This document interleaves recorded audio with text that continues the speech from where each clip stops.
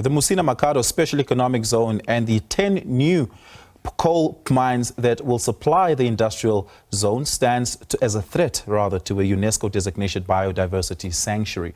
According to the organization Limpopo, the Special Economic Zone has received licenses to destroy over 650,000 protected trees, including 10,000 indigenous baobab trees.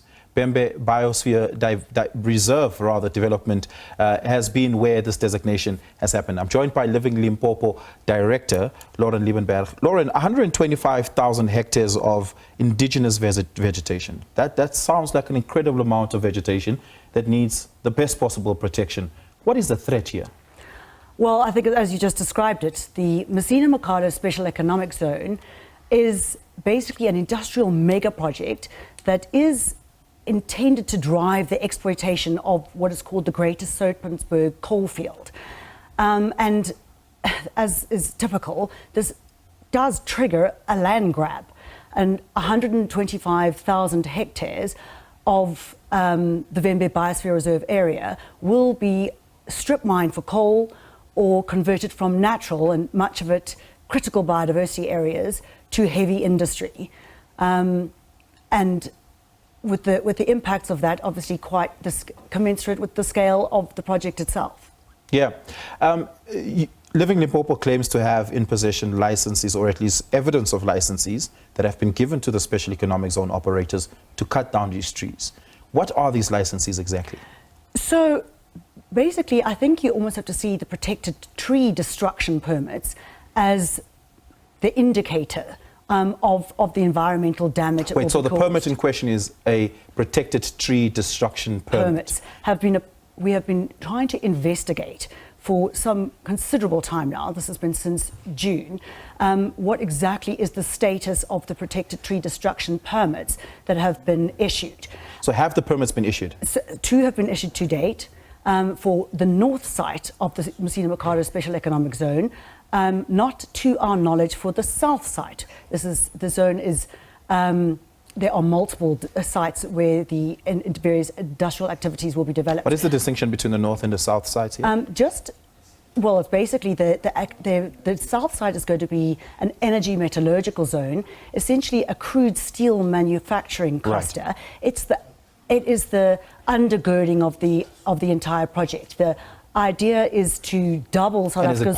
Is it part of the biodiversity sanctuary? That's right. It's all for this entire, both the back-to-back coal mines, as well as the industrial zones, fall within the Vhembe Biosphere Reserve area. And essentially what happens is once environmental authorization has been issued for site establishment, which is the case for the north and south sites of the industrial zone, and the mining rights have been issued, which also require the environmental authorizations, you have then authorized, the first listed activity is indigenous vegetation clearance, but the protected trees will require the permit. I think what's more significant, though, from our point of view, is that the indigenous vegetation is, not just confined to baobabs. They, as a keystone species within the ecosystem and as an iconic tree for South Africa, are representative more of the severe and irreversible damage that will be caused. What are the livelihoods in the Makhado Musina district, the Vhembe district effectively,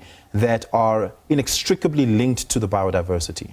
So, Oliver, you've honed in on something that's very significant. I mean, our objections to this are not narrowly confined to environmental impacts, severe and irreversible though they would be. It is because of the economic merits, the socioeconomic cost-benefit analysis that supports this mining and industrialization development plan compared to alternatives that leaves us with our strongest reservations about this.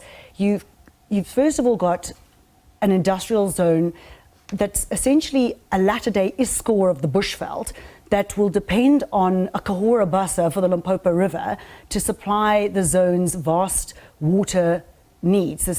These industries are both power-intensive and water-intensive industries. Right. And we are talking about doubling South Africa's crude steel manufacturing output when its own domestic steel manufacturing industry is on its hands and knees. Half of ArcelorMittal's fleet are in mothballs as we speak.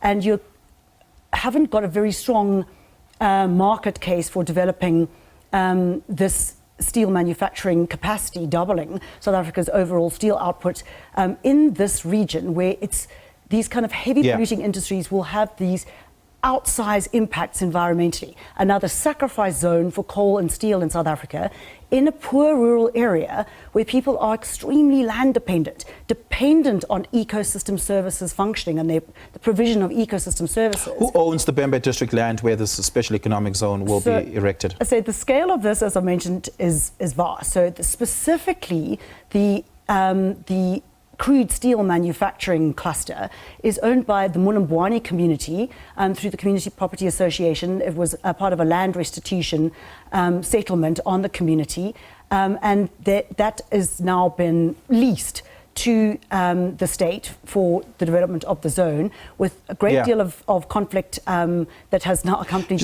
within the community. Lauren, is there strong enough legislation in our framework, in our jurisprudence, that you can draw on for the protection of indigenous vegetation and biodiversity?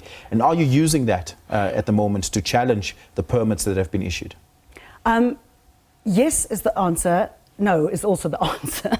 So I think what's happening in South Africa, as strong as our legislative and policy and planning framework is, that does support natural capital preservation and prevents further depletion of what we can call our natural capital, our natural assets, our natural or environmental infrastructure.